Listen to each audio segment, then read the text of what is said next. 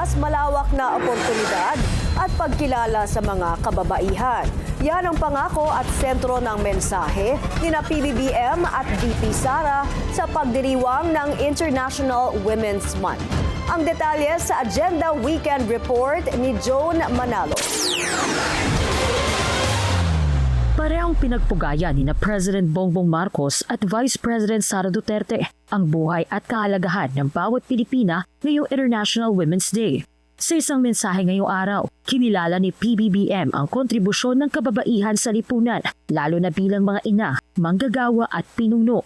Dagdag pa ng Pangulo, ang pag-unlad ng bansa ay laging may bakas ng kababaihang Pilipina, kaya nararapat din lamang na magsikap ang pamahalaan, gaya ng pagsisikap ng isang babae.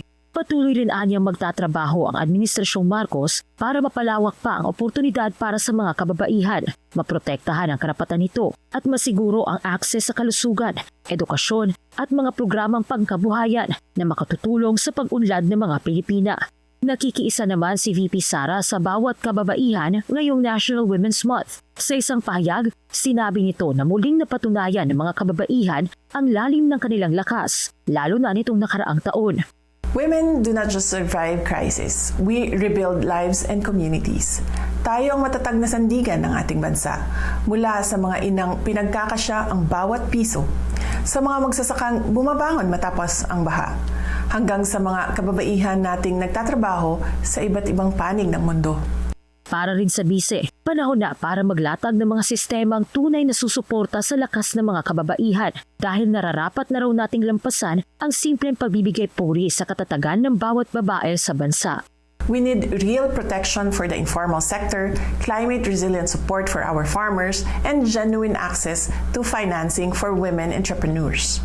Ang pagsuporta sa kababaihan ay hindi lamang pagpapakita ng kabutihang loob. It is a strategy for inclusive growth. Kaya patuloy ang panawagan ng bise na magkaisa para maitaguyod ang bukas kung saan may dangal na mamuno ang bawat kababaihan.